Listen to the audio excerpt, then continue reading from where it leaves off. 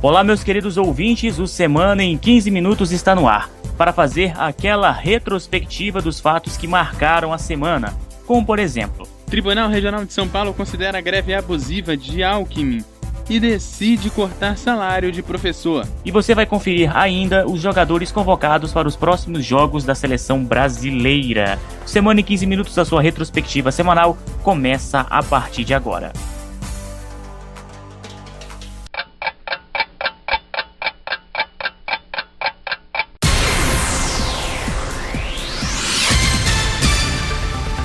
Começamos o Semana em 15 Minutos falando sobre o órgão especial do Tribunal de Justiça de São Paulo, que considerou abusiva a greve dos professores da rede estadual, ocorrida entre março e junho. O órgão especial do Tribunal de Justiça de São Paulo considerou abusiva a greve dos professores da rede estadual, ocorrida entre março e junho. Os desembargadores julgaram improcedente a ação de dissídio coletivo movida pela APOSP, Sindicato dos Professores do Ensino Fundamental de São Paulo, principal sindicato da categoria, que solicitava reajuste salarial, melhores condições de trabalho e o reconhecimento da legalidade da greve. Segundo nota do governo do estado, com a decisão, os dias parados serão descontados.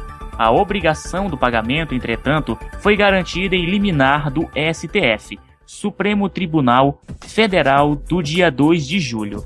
Na decisão, o Supremo assegura o pagamento nas situações em que o serviço poderá ser prestado futuramente por meio de reposição das aulas, como ocorre. Até agora, o governador Geraldo Alckmin, do PSDB, não concedeu reajuste salarial para este ano. O governo também não informou se haverá reajuste e qual será o percentual. Durante a paralisação, Alckmin havia sustentado que a data base da categoria era 1º de julho, e haveria uma proposta, o que ainda não ocorreu. No fim de julho, houve o pagamento dos dias parados referentes a maio em uma folha complementar. O governo anunciou que vai pagar no dia 24 de agosto os dias parados referentes aos meses de março e abril. É o governo tendo problemas com dinheiro e também cortando gastos, e os funcionários públicos, sendo eles professores e até mesmo pessoas que exercem outras áreas públicas, passando por problemas. E o presidente do Senado, Renan Calheiros, do PMDB de Alagoas, apresentou ao governo um conjunto de propostas e medidas para enfrentar a crise econômica. O ministro ainda se reuniu na última segunda-feira com os ministros da Fazenda, Joaquim Levy e Nelson Barbosa. As propostas foram divididas em 3 eixos temáticos: melhoria do ambiente de negócios e equilíbrio fiscal e social.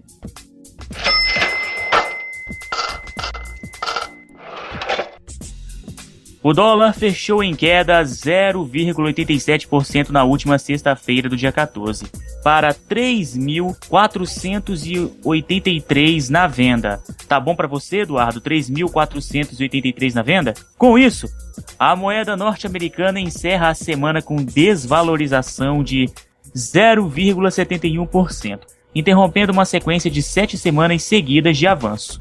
No mês, o dólar acumula ganho de 1,71% e no ano, alta de 31,01%. Na véspera, o dólar tinha subido 1,13%. É um sobe e a baixa do dólar, né, Eduardo? Medonho, né, Eduardo? Só não sobe a nossa conta bancária, né? Quem dera que a minha conta bancária subisse. Aliás, o dólar consegue ainda sofrendo com um câmbio meio volátil por conta de intervenções, não só do governo e também das especulações que vão ocorrendo aí a cada nova medida, a cada novo protesto. A cada novo acontecimento ele vai e dá uma oscilada, né? Vamos ver se até o fim do ano ele consegue se estabilizar, né? Pelo menos 40 integrantes morreram após aparentemente ficarem presos no porão de uma embarcação que atravessava o mar Mediterrâneo, afirmou a Marinha italiana neste sábado. As vítimas teriam sido sufocadas por fumaça, segundo o capitão da Marinha que conduziu o resgate. O comandante Massimo Tosi, falando a partir do navio, disse que quando seus homens entraram no barco, encontraram pessoas mortas imersas em água e combustível. Quase 2.000 foram resgatados nesta semana no Mediterrâneo, o ponto mais mortal do mundo de travessia de imigrantes.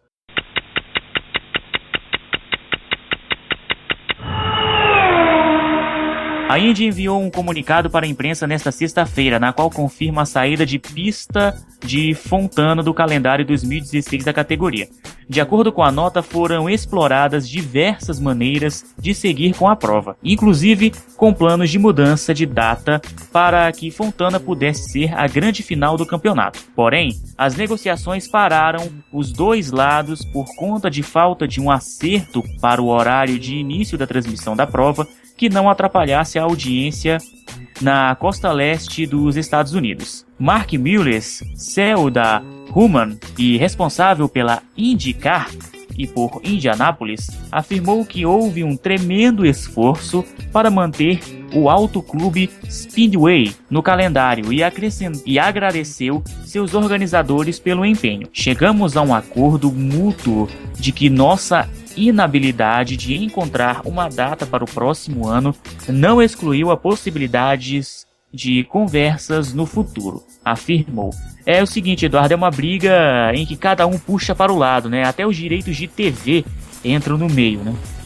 Pois é, e um problema maior que eu vejo nisso é que a Indy já perdeu a Indy Brasil por conta dos acontecimentos que ocorreram no início desse ano, né? Eu acho que o público do Semana em 15 foi até informado sobre isso. E também, agora nos Estados Unidos, mais uma pista vai sendo perdida, ou seja, parece que a Indy está entrando numa crise de circuitos, né? Circuitos envolvendo tudo, envolvendo dinheiros, envolvendo acordos, né, entre o pessoal, o departamento de marketing, né, da corrida e também os direitos de TV. Né? Brasil!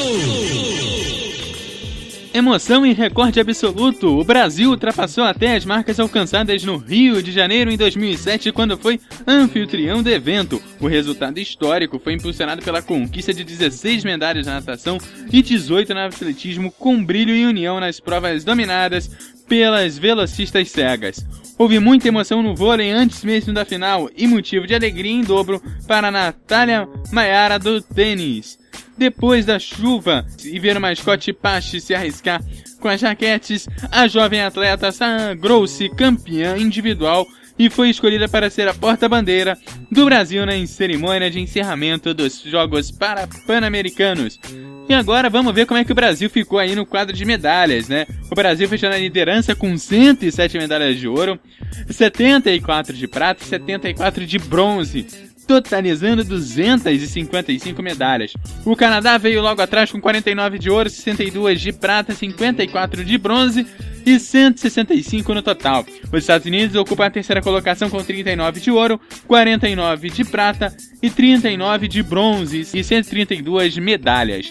O México vem com 38 ouros e 113 medalhas, a Colômbia 24 ouros e 90 medalhas, Cuba com 19 medalhas de ouro e 47 medalhas, e a Argentina 18 de ouro e 65 no total. E ainda fechando aí no quadro de medalhas, Venezuela 8, 46 medalhas no total, né? O Chile com 4 medalhas e um total de 12 medalhas no total. Agora a Jamaica, Eduardo, me chamou muito a atenção. 2 medalhas e 5 medalhas, né? 2 de ouro, 2 de prata, 1 de bronze e um total de 5 medalhas. Aí eu te pergunto, Eduardo, vendo essa classificação aqui, se existisse segunda divisão em Jogos Olímpicos, a Jamaica já estaria rebaixada, né? 5 medalhas é feio.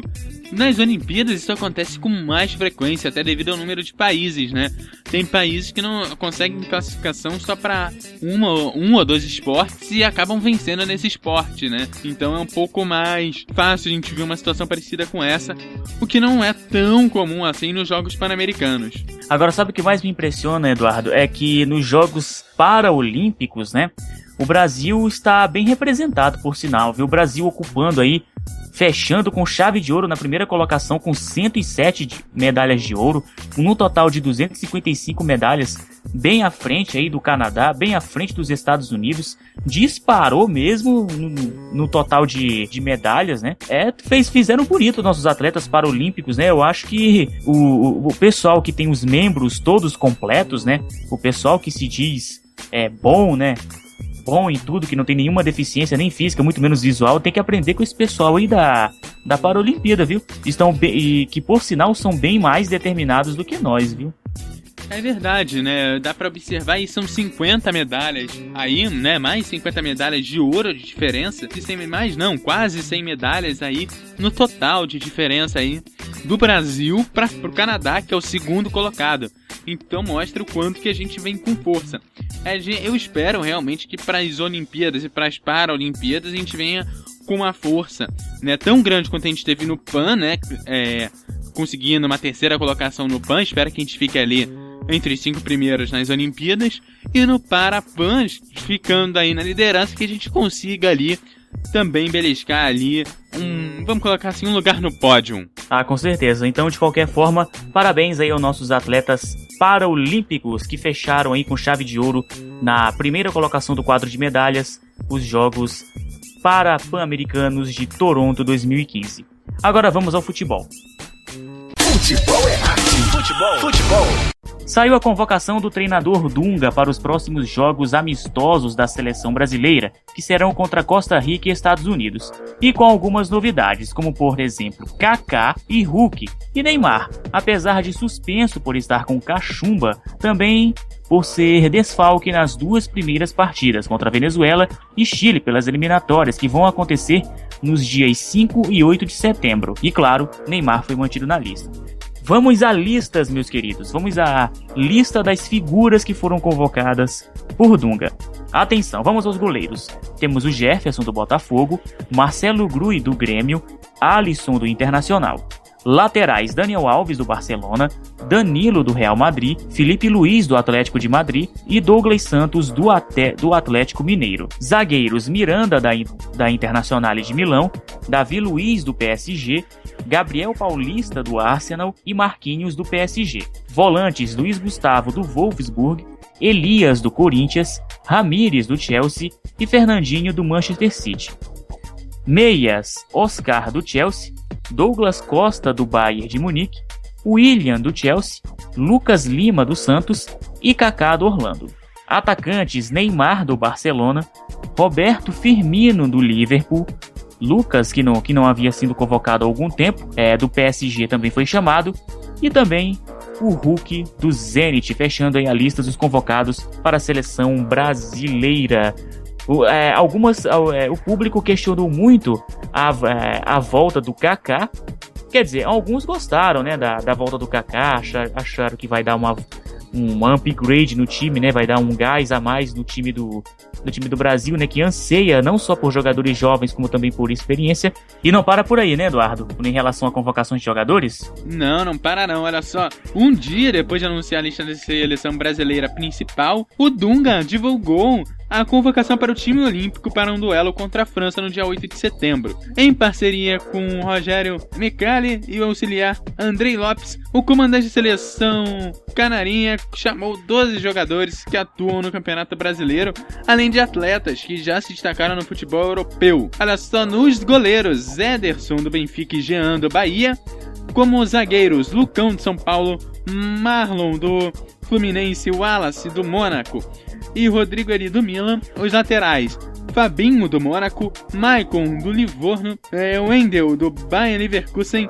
Jorge do Flamengo. Como volantes, Rodrigo Caio do São Paulo, Lucas Silva do Real Madrid, Otávio do Atlético Paranaense, Eduardo Henrique do Atlético Mineiro. E os meia atacantes, Rafinha Alcântara do Barcelona, Andreas Pereira do Manchester United, Felipe Anderson do Lazio, Kevin do Palmeiras, Alisson do Cruzeiro, Carlos do Atlético Mineiro, Luciano do Corinthians e Jean do Grêmio. Exatamente, Eduardo. Lembrando que os times que estão no G4 vão ficar desfalcados aí devido a essas convocações da seleção brasileira, né? Justamente. Agora sim, Eduardo, vamos à tabela da Copa Sul-Americana. Tivemos alguns jogos agitando aí essa semana maravilhosa com esse torneio sul-americano e que é muito curioso, por sinal. Vamos aos resultados. Nacional do Paraguai 2, Universidade Concepción 1, Zamora 1, LD 1, Universidade Católica 1, Danúbio 0, Aurora 1, Esportivo Luquenho 2, Universidade de Quito 1 e La Guiara 1, Carabobo 0 e Deportes Tolima 0, Júnior Barranquilha 5 e Melgar 0, Universitário 3, Deportivo Anzoátegui 1, Oriente Petroleiro 0, Nacional do Uruguai 3, LDU de Lohan 0, Santa Fé 0, Juventude, que não é aquele do Rio Grande do Sul, ou é Juventude, como é dita na linguagem espanhola, 4, Real Potosí 0, Luan de Huánuco 1, Emelec 3, Olímpia 2, Huachipato 0, Águilas Douradas 2, União Comércio 0. Eduardo, haja nomes desconhecidos em alguns clubes aqui, viu? Você falou aí de nomes desconhecidos, né? Aí nós temos aí muitos nomes desconhecidos, até um pouco fora do normal, né? Vamos ver as surpresas que nos aguardam aí nas próximas partidas e nas próximas rodadas.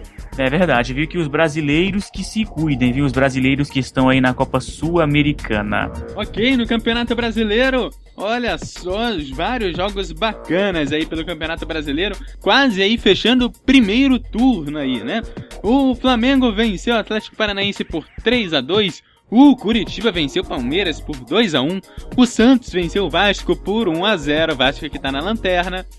Goiás 0, Chapecoense 0, Corinthians 4, Sport 3, Internacional venceu o Fluminense por 1-0, São Paulo venceu o Figueirense por 2-0, Ponte Preta venceu o Avaí em casa por 2-0, o Atlético Mineiro perdeu em casa pro Grêmio por 2-0 e o Joinville pegou o Cruzeiro, chacoalhou o Cruzeiro, bagunçou o coreto lá do Cruzeiro fazendo 3-0 em casa. Que coisa, hein, Eduardo? Que surpresa, né? O Cruzeiro me perder dessa forma pro Joinville, viu? Foi a rodada da zoeira essa, tecnicamente, viu? E o programa Semana em 15 Minutos fica por aqui. Programa Semana em 15 Minutos que teve a apresentação de Glauberson Ribeiro e Eduardo Couto. Voltaremos na próxima semana, trazendo para você tudo o que foi de destaque durante a semana em apenas 15 minutos. E você também pode conferir este e outros programas no site semanaem15.wordpress.com.br e também ouvir no nosso programa às 9, às 15 e às 21 horas de todos os domingos na radiomf.com.br, agora com site totalmente novo.